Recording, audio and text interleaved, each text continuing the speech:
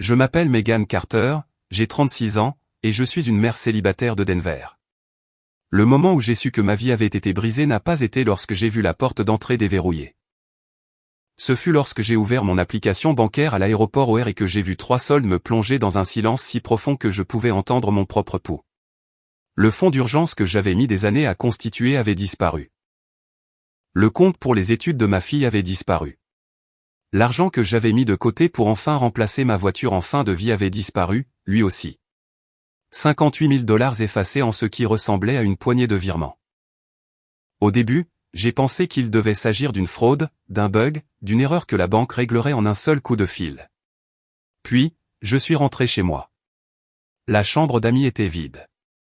Le tiroir de la cuisine était à moitié ouvert. Et sur le comptoir, où la famille avait partagé des repas dans ma maison quelques jours auparavant, il y avait un mot de quelques mots qui a failli me faire flancher les genoux. Désolé, Serette. Je n'avais pas le choix. Mon frère avait vidé mes comptes et disparu avec sa petite amie. J'aimerais pouvoir dire que j'ai crié, que j'ai jeté quelque chose ou que j'ai cherché des réponses à ce moment-là. Je ne l'ai pas fait. Je suis juste resté là, figé, essayant de comprendre comment la personne que j'avais défendue toute ma vie pouvait regarder droit dans les yeux tout ce que j'avais construit pour mon enfant et décider que c'était à lui de le prendre. J'avais le cœur brisé, d'une manière qui ne semblait pas dramatique. C'était froid, silencieux, définitif. Et puis, ma fille de 9 ans m'a regardé avec une expression calme qui n'avait pas sa place sur le visage d'un enfant et a dit « Maman, ne t'inquiète pas. Je m'en suis occupé. » Je me souviens l'avoir regardée en pensant que j'avais du mal comprendre ce qu'elle voulait dire. Ce n'était pas le cas. Et ce qui s'est passé ensuite a été plus étrange, plus sombre et bien plus satisfaisant que tout ce que j'aurais pu imaginer ce jour-là. Avant que je ne vous raconte ce que ma fille m'a montré et pourquoi mon téléphone a sonné des jours plus tard au milieu de la nuit avec mon frère hurlant à l'autre bout, dites-moi d'où vous regardez cette vidéo et quelle heure il est chez vous en ce moment. Je me demande toujours jusqu'où voyagent des histoires comme celle-ci avant de trouver les personnes qui étaient censées les entendre. Mon frère Ethan a 31 ans maintenant. Et si vous l'aviez rencontré dans un bon jour, vous l'auriez probablement qualifié de charmant. Il avait ce sourire facile, cette façon détendue de parler, ce genre de voix qui faisait croire aux gens qu'il était inoffensif. Pendant la plus grande partie de ma vie, je l'ai pensé aussi. Après la séparation de nos parents, je suis devenu la personne qui nettoyait les dégâts que personne d'autre ne voulait voir. J'avais 16 ans et j'apprenais soudainement à être la personne stable pendant que tout le monde autour de moi s'effondrait. Ethan était encore un enfant à l'époque, en colère contre notre père, déçu par notre mère, et assez grand pour se souvenir des cris, mais trop jeune pour comprendre ce que tout cela signifiait. J'ai manqué beaucoup de choses en essayant de le maintenir à flot. Je travaillais après l'école, je prenais des cours au collège communautaire plus tard que prévu et j'ai passé des années à me dire que c'était temporaire. Que la famille était censée s'entraider. Même quand j'ai vieilli, que je me suis marié, que j'ai divorcé et que je me suis retrouvé à reconstruire ma vie avec une petite fille qui dépendait de moi, cette habitude ne m'a jamais quitté. Si Ethan avait besoin d'aide, je l'aidais. S'il lui manquait de l'argent pour le loyer, je le dépannais. Si sa voiture tombait en panne, je payais la réparation. S'il jurait qu'il devenait enfin sérieux, je choisissais de le croire. Ce fut peut-être ma première véritable erreur. Pas de lui faire confiance une fois, mais de lui faire confiance encore et encore alors qu'il n'avait rien fait pour le mériter. Au moment où cette histoire a commencé, j'avais enfin construit quelque chose de solide.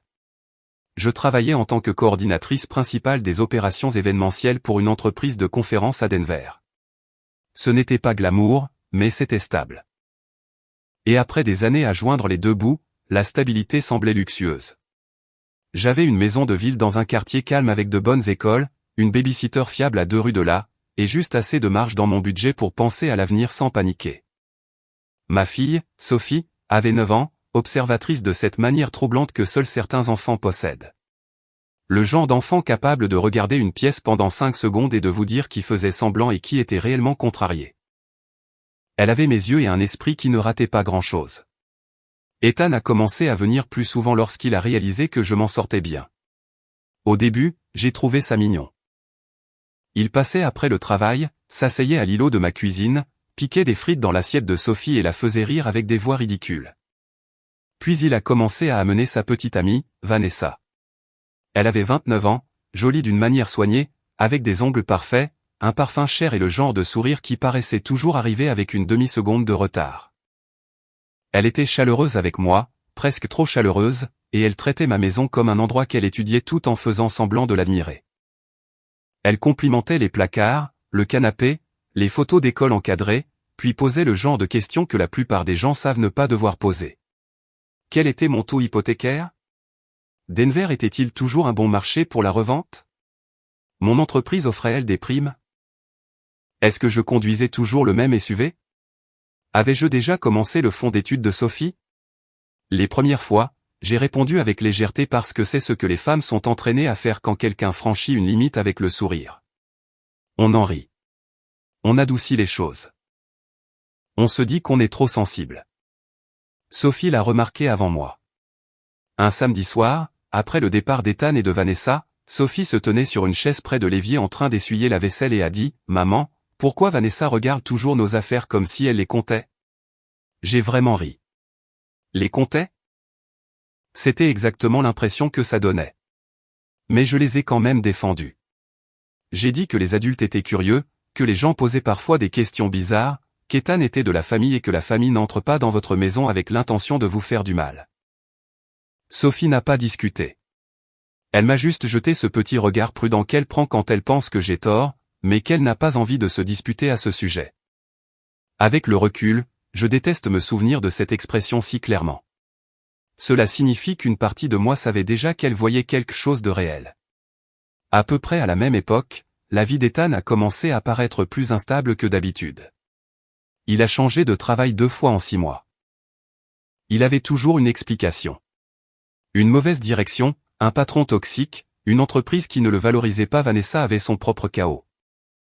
Elle prenait des quarts de serveuse dans un endroit branché du centre-ville, publiait des photos glamour en ligne et parlait constamment de la façon dont elle n'était qu'à un coup de chance de quelque chose de plus grand. Elle et Ethan se disputaient en chuchotant, pensant que personne ne les entendait. Une fois, je l'ai surpris sur ma terrasse arrière la nuit, le téléphone collé à l'oreille, disant « Laisse-moi juste une semaine de plus, mec. » Je lui ai dit que c'était en cours de règlement. Quand il m'a vu dans la porte coulissante, il a souri trop vite et a dit que ce n'était rien. J'ai voulu en demander plus. Je ne l'ai pas fait. J'étais fatigué. Et c'était mon frère. Et ce vieux schéma s'est remis en place. Quand les gens que vous aimez vous montrent des morceaux de la vérité, parfois vous les aidez à cacher le reste parce que c'est plus facile que de faire face à ce que cela pourrait signifier. Puis est arrivé mon voyage d'affaires à Chicago. C'était un salon professionnel de 3 jours, le genre d'événement où mon patron avait besoin de moi sur place parce que je gérais la coordination des fournisseurs et la logistique mieux que quiconque dans l'équipe. J'ai failli dire non parce que je détestais laisser Sophie, mais Ethan s'est porté volontaire avant même que je ne le demande. Il a dit que Vanessa et lui resteraient chez moi, aideraient à la déposer à l'école, et s'assurerait que tout serait facile. Vanessa a souri et a dit « On gère, Megan. » Va impressionner les gens. L'espace d'une brève seconde, je me souviens m'être sentie reconnaissante. C'est la partie qui fait encore mal. Pas seulement qu'il m'ait volé, mais que je l'ai remercié en premier. Le matin de mon départ pour Chicago, j'ai parcouru ma liste de contrôles habituels 3 fois parce que c'est comme ça que je suis. L'argent pour le repas dans le sac à dos de Sophie, les contacts d'urgence sur le réfrigérateur, le plan pour venir la chercher à l'école envoyé par SMS à ma voisine au cas où il y aurait des embouteillages. J'ai laissé à Ethan la clé de rechange de la maison, le code du garage et le mot de passe du Wi-Fi. Rien d'autre. Pas de mot de passe bancaire, pas de note avec des informations sensibles, pas d'acte dramatique de confiance aveugle qui rendrait la trahison facile à justifier plus tard. C'est important, car ce qui s'est passé ensuite ne vient pas d'un seul geste stupide. C'est venu d'une centaine de petits moments où j'avais laissé la famille devenir plus familière avec ma vie qu'elle n'en avait le droit. Ethan m'avait déjà emprunté mon ordinateur portable. Il s'était assis à l'îlot de ma cuisine pendant que je me connectais à des comptes professionnels et payais des factures. Il connaissait mes routines. Vanessa observait tout. Elle remarquait quand je posais mon téléphone. Elle remarquait quel navigateur j'utilisais. Elle remarquait que ma messagerie restait souvent ouverte sur mon ordinateur portable parce que je faisais constamment la navette entre le travail et la maison. À l'époque, il ne m'est jamais venu à l'esprit que l'attention elle-même pouvait être une arme. Chicago était assez occupé pour me distraire la majeure partie des 2 premiers jours. Le hall d'exposition était bruyant, mon emploi du temps était chargé, et mon téléphone vibrait toutes les heures avec des messages de fournisseurs, de clients et de mon patron. Je prenais des nouvelles de Sophie tous les soirs. Elle avait l'air d'aller bien, même excitée. Elle m'a dit que l'oncle Ethan avait préparé des crêpes pour le dîner un soir parce qu'il avait raté le dîner normal. Elle a dit que Vanessa n'arrêtait pas de lui demander si elle voulait figurer dans de jolies vidéos pour les réseaux sociaux, et qu'elle n'arrêtait pas de dire non. Cela m'a fait sourire alors. Sophie a toujours eu plus de limites que la plupart des adultes. Le 3e jour, je suis arrivé en avance à OR parce que ma dernière session s'était terminée avant l'heure. J'ai acheté un café, j'ai trouvé un siège près de la fenêtre à la porte d'embarquement, et j'ai ouvert mon application bancaire par habitude. J'aimerais pouvoir dire qu'il y a eu un avertissement d'abord, un retard, un débit suspect, un pressentiment. Il n'y a rien eu. Une seconde, j'étais fatigué et je pensais à la lessive, et la seconde suivante, je fixais 3 soldes qui affichaient tout 0. Mon fonds d'urgence était vide. Le compte d'épargne études 529 de Sophie était vide. Le compte d'épargne où j'avais mis de l'argent de côté pour remplacer mon SUV en fin de vie était vide, lui aussi. 58 000 $ envolés. Je me souviens avoir cligné des yeux forts, puis m'être déconnecté, puis reconnecté comme si j'avais mal tapé quelque chose. Les mêmes chiffres, le même vide. Il y avait des virements récents que je ne reconnaissais pas, rapides, propres et délibérés, divisés en montants juste assez petits pour paraître calculés. Mon corps entier s'est glacé. J'ai d'abord appelé la banque, puis Ethan, puis la banque à nouveau pendant que j'entendais encore la messagerie vocale d'Ethan. Au moment où une représentante du service des fraudes a pris la ligne, je savais déjà qu'il ne s'agissait pas d'un piratage aléatoire. Les transferts provenaient d'un appareil reconnu lié à l'activité de mon compte. Quelqu'un avait accédé non seulement à l'argent, mais à toute la structure de ma vie financière. Mes mains se sont mises à trembler si fort que j'ai failli faire tomber mon téléphone. La représentante a gelé les comptes et m'a dit de déposer une plainte à la police dès mon retour chez moi. Elle a prononcé le mot compromis 3 fois. J'ai instantanément détesté ce mot. Ça sonnait clinique, net. Ma vie ne semblait pas compromise. Elle semblait vidée de sa substance. J'ai passé tout le vol de retour à fixer le siège devant moi et à rejouer toutes les conversations récentes dans ma tête. Vanessa me demandant si j'utilisais une grande banque nationale ou une coopérative de crédit locale. Ethan plaisantant avec désinvolture sur le fait que toute ma vie était probablement codée par couleur dans des feuilles de calcul. Sophie demandant pourquoi Vanessa regardait nos affaires comme si elle les comptait. Au moment où nous avons atterri, je ne me demandais plus si mon frère avait fait ça. Je me demandais depuis combien de temps il le planifiait. J'ai conduit directement chez moi depuis l'aéroport. La maison semblait normale de l'extérieur. La lumière du Porsche allumée, le vélo de Sophie près du garage, les pots de fleurs toujours alignés près des marches. C'est cette normalité qui a rendu l'intérieur encore pire. Les tiroirs de la chambre d'amis étaient vides. Le placard était vide. Le comptoir de la salle de bain où Vanessa avait étalé ses produits de soins de la peau avait été essuyé et vidé. Une tasse était toujours dans l'évier. Un des crayons de couleur de Sophie était sur le sol sous la table de la cuisine. Au milieu de tout ce désordre ordinaire se trouvait un mot plié sur le comptoir. Désolé, sœurette. Je n'avais pas le choix. Je l'ai lu 2 fois parce que je n'arrivais pas à croire que quelqu'un qui venait de voler presque chaque dollar pour lequel j'avais travaillé pensait que ces quelques mots et une culpabilité bon marché pourraient faire l'affaire. J'ai rappelé Ethan, directement sur messagerie. J'ai appelé Vanessa. Téléphone éteint. Puis j'ai entendu le sac à dos de Sophie tomber près de la porte d'entrée parce que ma voisine venait de la ramener. Elle a jeté un regard à mon visage et a cessé de sourire. Maman, qu'est-ce qui s'est passé? Il n'y a pas de façon élégante de dire à une enfant que quelqu'un qu'elle aime a volé son avenir. J'ai quand même essayé. Je l'ai fait asseoir dans le salon et j'ai gardé ma voix stable plus longtemps que je ne le pensais possible. J'ai dit que l'oncle Ethan et Vanessa nous avaient pris de l'argent et étaient partis. J'ai dit que c'était une chose très grave et que la police allait nous aider. J'ai dit que rien de tout cela n'était de sa faute. Sophie a écouté sans m'interrompre, son visage devenant de plus en plus silencieux. Puis, alors que j'essayais encore de ne pas m'effondrer devant elle, elle a dit « Maman, ne t'inquiète pas. Je m'en suis occupée. » Au début, j'ai pensé qu'elle parlait d'un point de vue émotionnel. J'ai pensé qu'elle essayait de me réconforter comme le font les enfants quand les adultes ont l'air brisés et qu'ils ne savent pas quoi offrir d'autre. Mais elle s'est levée, a marché jusqu'à sa chambre et est revenue en tenant mon vieil iPad comme s'il pesait quelque chose d'important. Ce qu'elle m'a montré ensuite a tout changé. Sophie a posé l'iPad sur la table basse entre nous avec un niveau de concentration que je n'avais vu chez elle que lorsqu'elle construisait quelque chose de compliqué en Lego. Sa voix était calme, mais je pouvais voir à la façon dont elle repliait un pied sous elle qu'elle était nerveuse. « Maman, s'il te plaît, ne te fâche pas », a-t-elle dit. Je ne savais pas ce qu'elle voulait dire, mais mon cœur battait déjà la chamade à nouveau. Elle a ouvert un dossier dans l'application de stockage cloud que je lui avais configuré des années plus tôt, lorsque l'iPad servait principalement pour des jeux et des applications de dessin. À l'intérieur se trouvaient des fichiers vidéo, des fichiers audio et des captures d'écran organisés d'une manière qui m'a serré la gorge. Elle les avait nommés avec des titres comme Dispute cuisine, Appel terrasse et Mauvaise discussion argent.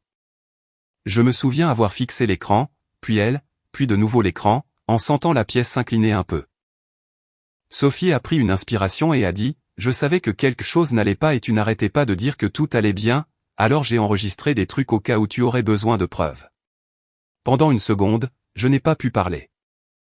Puis j'ai réussi à dire « Comment ça, des preuves ?» Elle a appuyé sur la première vidéo. C'était enregistré depuis un angle près de la corbeille de fruits sur le comptoir de la cuisine. L'image a tremblé pendant une seconde, puis s'est stabilisée. Ethan et Vanessa étaient dans ma cuisine 2 soirs avant mon départ pour Chicago. Vanessa était appuyée contre l'évier, les bras croisés, la voix basse mais tranchante. Ethan faisait les 100 pas, « Tu penses que ta sœur a eu tout ça par hasard ?» a dit Vanessa. « Regarde cette maison. Regarde les contes dont elle parle.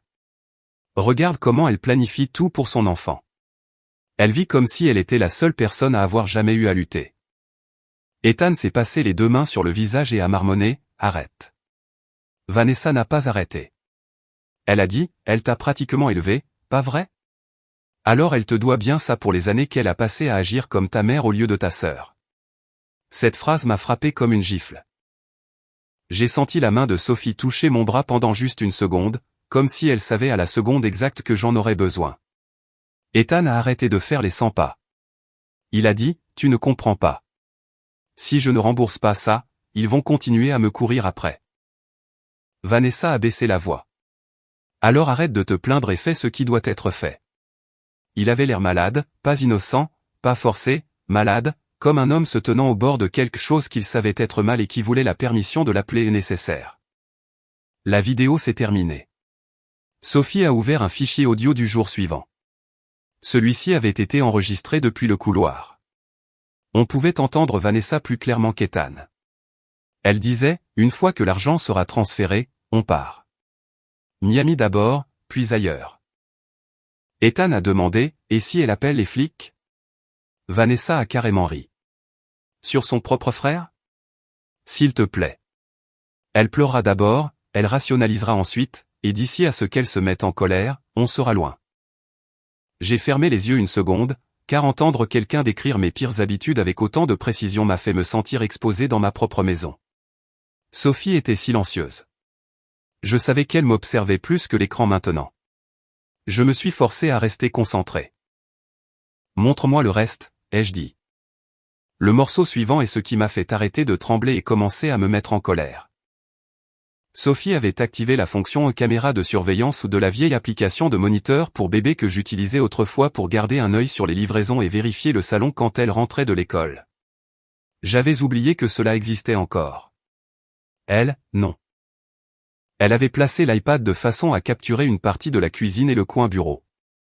L'horodatage indiquait l'après-midi suivant mon départ pour Chicago. Ethan était assis devant mon ordinateur portable. Vanessa se tenait derrière lui, une main sur son épaule, donnant des directives comme si elle avait déjà fait cela auparavant. « Essaie l'email d'abord », a-t-elle dit. Il a tapé, juré, puis a dit « Ça demande le code ». Vanessa a répondu « Vérifie ses messages ». Elle laisse toujours les choses ouvertes.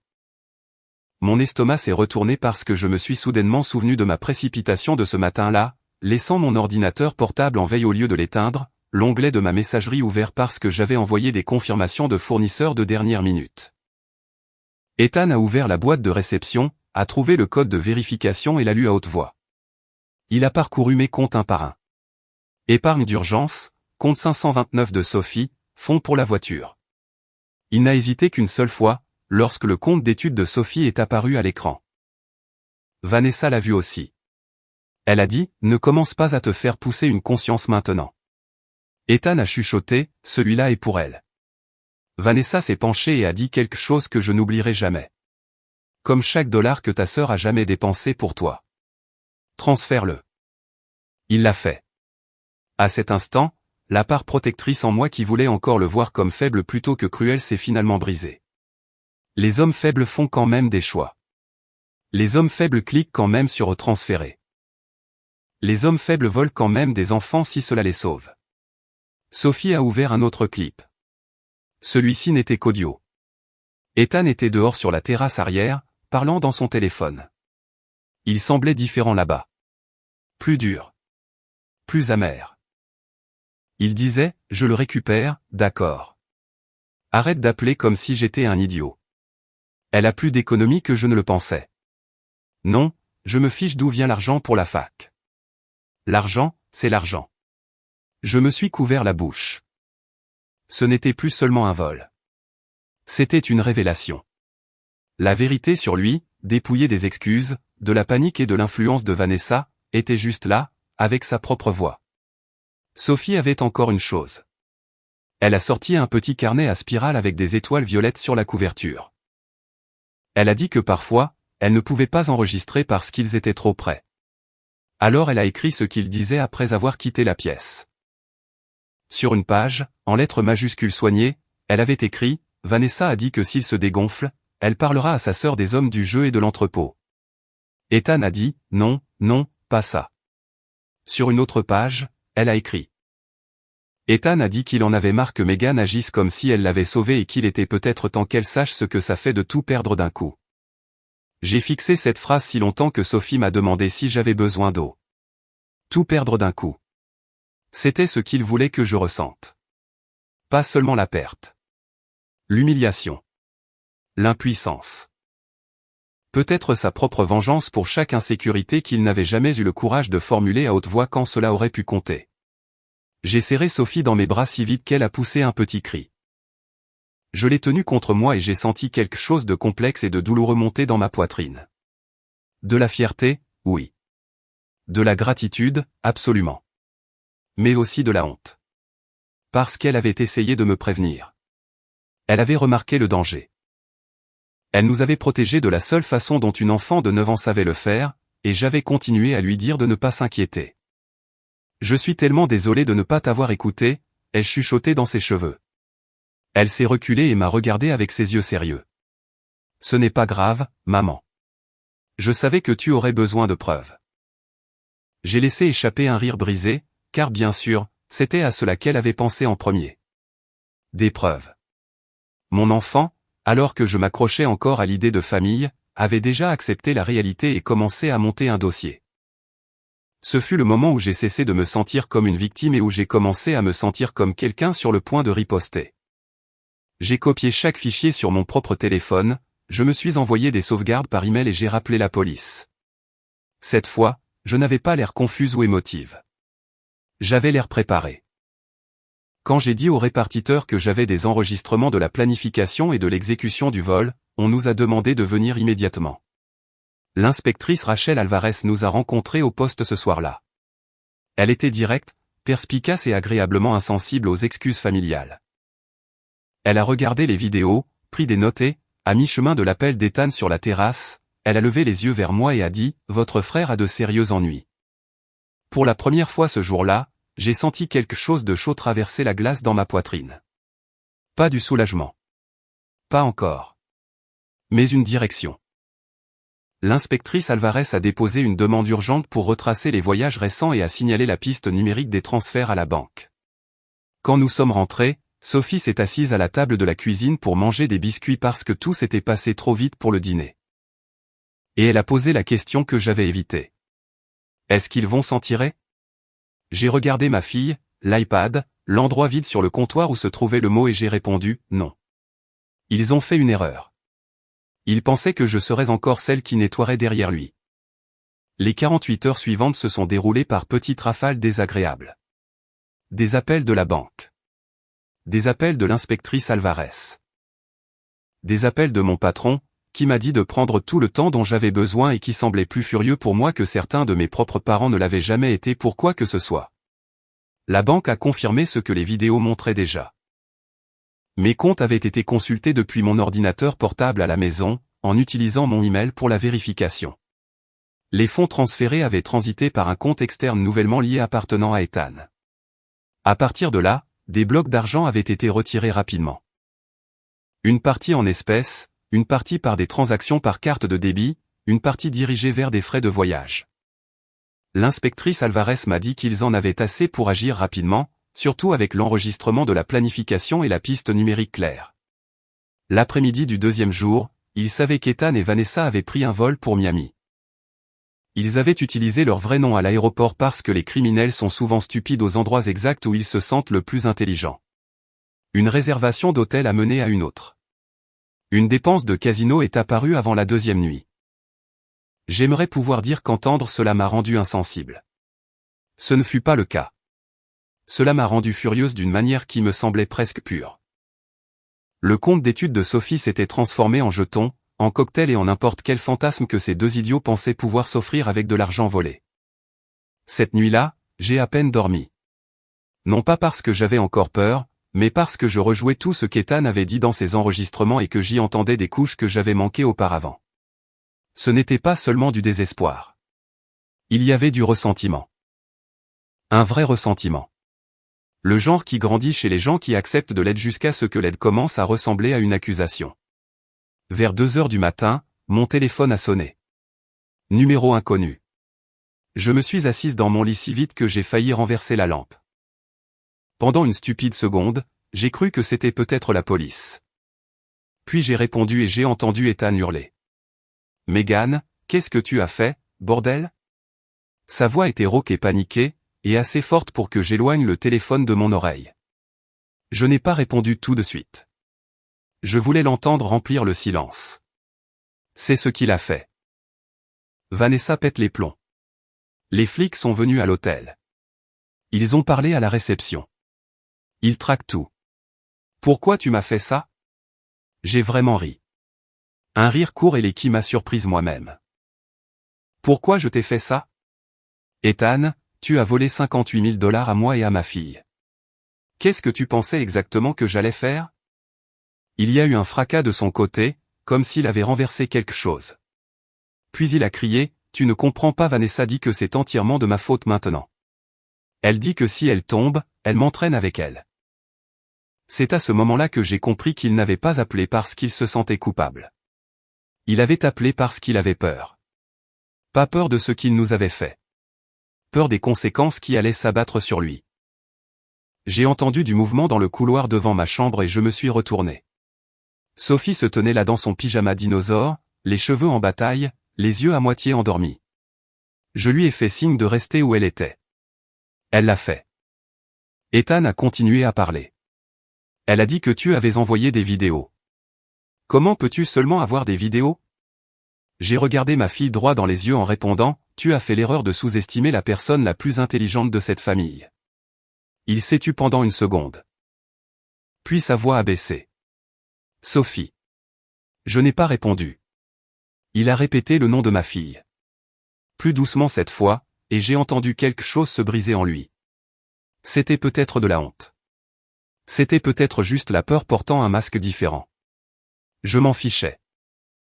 Puis il a dit, je n'ai jamais voulu prendre l'argent pour ses études. Vanessa m'a forcé à le faire. Cette phrase a fait déborder le vase. Quelque chose de brûlant et d'absolu s'est installé en moi. Non, ai-je dit. Vanessa a peut-être poussé. Elle a peut-être planifié. Elle a peut-être compté chaque dollar dans ma maison avant de le voler. Mais c'est toi qui as cliqué sur transférer. Tu l'as écouté te dire de vider l'avenir de ta nièce et tu l'as fait. Ne reste pas là à me servir cette faible excuse. Maintenant. Il a commencé à pleurer. A vraiment pleuré. Fort, essoufflé, s'apitoyant sur son sort. J'avais déjà vu Ethan pleurer auparavant, quand notre père oubliait nos anniversaires, quand il vivait des ruptures, quand la vie devenait difficile. Ça semblait différent. Ça ressemblait à un homme qui faisait le deuil de la fin du mensonge qu'il se racontait sur le fait d'être quelqu'un de bien. Megan, je t'en prie. Appelle-les simplement. Dis-leur que je ramènerai ce qu'il reste. Dis-leur que je ne pensais pas clairement. Dis-leur que c'est la faute de Vanessa. Dis-leur que j'ai paniqué. C'était presque pathétique la rapidité avec laquelle il a commencé à jeter des mots contre le mur en espérant que l'un d'eux soit assez sympathique pour le sauver. J'ai posé la seule question qui me brûlait les lèvres depuis hier. Avais-tu seulement l'intention de revenir? Ou étais-je simplement ta victime la plus facile? Il n'a pas répondu. Et ce silence était une réponse suffisante. Je pouvais entendre Vanessa crier quelque part derrière lui maintenant. Furieuse, frénétique, disant qu'il devait arrêter de parler et raccrocher. Ethan a baissé la voix et a dit, elle a des vidéos de moi en train de transférer l'argent. Elle a dit que si jamais je me retournais contre elle, elle s'assurerait que je prenne pour nous deux. Elle m'a dit que c'était notre seule chance. Puis il a ajouté, comme si ça pouvait arranger quoi que ce soit. J'allais le rembourser. J'ai presque admiré la stupidité de cette phrase. Avec quoi, Ethan? Ta chance? Tes dettes de jeu? Ton talent pour gâcher toutes les chances qu'on ne t'a jamais données? Il a pris une forte inspiration. Je ne lui avais jamais parlé comme ça auparavant. Peut-être que j'aurais dû, il y a des années, a-t-il dit. Tu as toujours cru que tu étais meilleur que moi. C'était là. Pas d'excuses, pas de regrets. La vieille pourriture sous tout ça. Tu sais quoi, ai-je dit doucement. Je pense que je me suis rabaissé autour de toi pendant des années pour que tu n'aies jamais à ressentir ça. Et tu as quand même choisi de me détester pour avoir survécu à des choses que tu ne voulais même pas affronter. À l'autre bout, Vanessa a encore hurlé son nom. Puis j'ai entendu un bruit sourd, une voix d'homme étouffée, et Ethan est passé de la colère à la terreur en une demi-seconde. Megan, attends. Ne raccroche pas. S'il te plaît, ne raccroche pas. Ils sont là. Pendant une seconde, l'ancienne version de moi a failli répondre. La sœur, la sauveuse, celle qui restait au bout du fil. Au lieu de cela, j'ai dit, dis la vérité. Puis j'ai mis fin à l'appel. Sophie se tenait toujours sur le pas de la porte. J'ai traversé la pièce et je l'ai serrée contre moi. Elle a chuchoté, est-ce qu'il pleurait? Oui, ai-je dit. Elle est restée silencieuse une seconde, puis a demandé, est-ce que tu vas le sauver?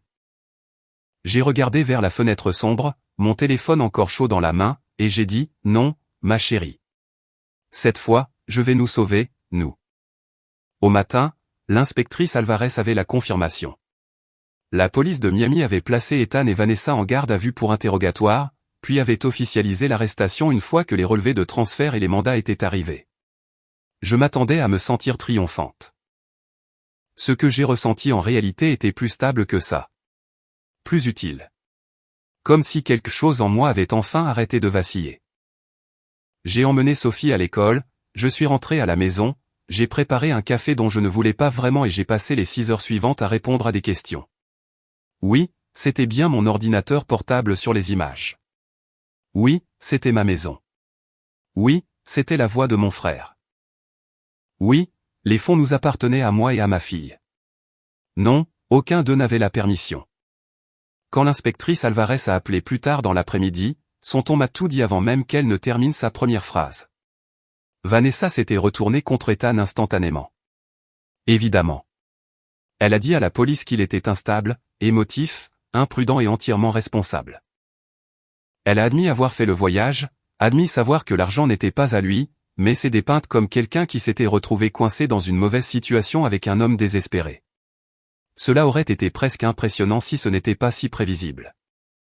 Le problème pour Vanessa était que les fichiers de Sophie se fichaient de sa performance. Les vidéos la montraient en train de le diriger, de lui mettre la pression, de se moquer de moi et d'exposer le plan avec ses propres mots. Ethan, en revanche, a essayé de couper la poire en deux. Il a admis les transferts, admis les dettes de jeu, admis que les hommes à qui il devait de l'argent l'avaient menacé, et admis que Vanessa l'avait poussé. Mais il n'arrêtait pas non plus de revenir sur un détail qui m'en disait plus sur lui que n'importe quoi d'autre. Il a dit qu'il en avait marre d'être la déception de la famille. Il a dit que je le traitais comme un projet. Il a dit que peut-être, une partie de lui voulait reprendre quelque chose pour une fois. Quand l'inspectrice Alvarez a répété cela, j'ai fixé le mur de la cuisine et j'ai pensé, et voilà. Finalement, la vérité ne m'a même pas surprise. Elle ne l'excusait pas. Elle le rendait plus petit. 2 jours plus tard, les procureurs des 2 États ont coordonné les charges, le Colorado prenant la direction des opérations puisque c'est là que l'accès et le vol avaient eu lieu. Nous avons appris qu'environ 31 000 $ pouvaient être récupérés. Le reste avait déjà été englouti en retrait d'espèces, frais d'hôtel, pertes au casino, vêtements et vols. 31 000 $, c'était plus que ce à quoi je m'attendais, mais bien moins que suffisant. Il y a des chiffres qui font mal de façon étrange. La disparition de 58 000 $ faisait mal. Mais entendre que 27 000 $ de sacrifice n'était devenu rien en moins d'une semaine faisait mal différemment. Ce montant contenait des repas scolaires, des manteaux d'hiver, des heures supplémentaires, des nuits où j'avais dit non à des vacances et oui à un quart de plus, un événement de plus, un contrat logistique en freelance de plus. On m'a demandé si je voulais faire une déclaration avant les décisions d'inculpation formelle et d'éventuelles négociations de plaidoyer. J'ai dit oui avant que l'avocat n'ait terminé sa question. Une semaine plus tard, j'étais assise dans une salle de conférence avec le procureur, l'inspectrice Alvarez et une connexion par haut-parleur vers Miami pour une coordination interétatique. Ethan est apparu en vidéo pour une partie de la réunion. Il avait l'air pire que ce que je pensais. Pâle, creusé, mal rasé. Il a reniflé et a commencé par prononcer mon nom de la même manière que les gens commencent leur prière quand ils ne savent pas quoi dire d'autre. Megan. Je lui ai coupé la parole. Non. Tu n'as pas le droit de commencer par mon nom comme si nous avions une conversation de famille. Ce n'est pas le cas. Il a dégluti difficilement. Le procureur m'a demandé si je voulais entendre sa version directement. J'ai dit oui. Ethan a dit que Vanessa avait poussé le plan, mais que lorsque la fenêtre s'était ouverte, il avait sauté sur l'occasion. Il a dit qu'il s'était convaincu qu'il remettrait l'argent après un gros gain. Il a dit qu'il s'était détesté à mi-chemin. Il a dit qu'il savait qu'il franchissait la ligne quand il avait déplacé le fonds d'études de Sophie, mais qu'il l'avait quand même fait. Puis, parce qu'il n'avait toujours pas appris, il m'a demandé de considérer l'idée de ne pas gâcher le reste de sa vie. Ne pas gâcher le reste de sa vie.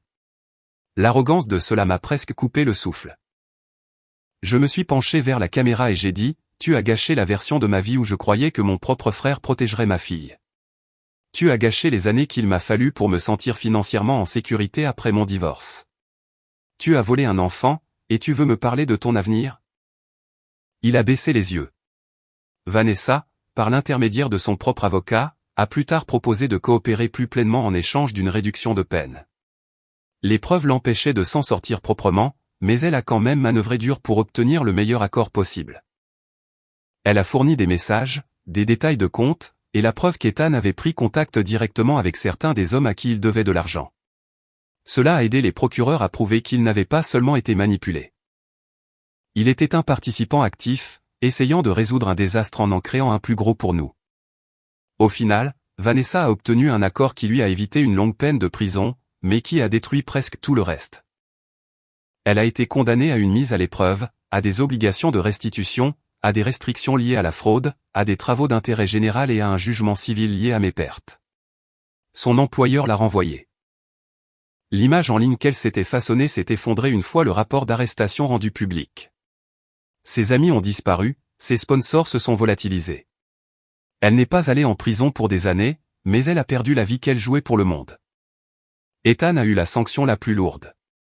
Des délits mineurs antérieurs liés au jeu, combinés à l'ampleur du vol, à la planification enregistrée et à la piste des transferts, lui ont valu de risquer une véritable peine de prison.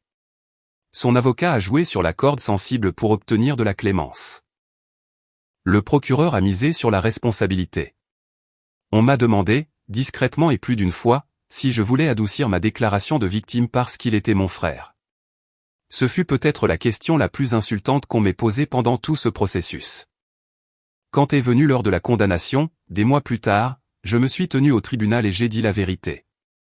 J'ai dit que j'avais passé la majeure partie de ma vie à protéger Ethan de conséquences qui auraient dû lui apprendre à être un homme. J'ai dit qu'à chaque fois que je nettoyais un de ses dégâts, je l'aidais à croire que quelqu'un d'autre absorberait toujours le coup de ses choix. J'ai dit que ma fille avait plus d'intégrité à 9 ans qu'il n'en avait montré à 31. Puis je l'ai regardé et j'ai prononcé la seule phrase que je portais en moi depuis des mois. Je t'ai élevé comme ma famille. Tu m'as traité comme un distributeur automatique. La salle est devenue silencieuse après ça. Ethan a été condamné à 4 ans de prison avec restitution. Pas assez pour effacer ce qu'il a fait. Assez pour s'assurer qu'il reste enfin assis face à ça. Vanessa a quitté ce palais de justice libre d'un point de vue technique, mais exposée, endettée et définitivement entachée par ce que tout le monde savait maintenant d'elle. J'ai conduit du tribunal jusque chez moi avec la main stable sur le volant.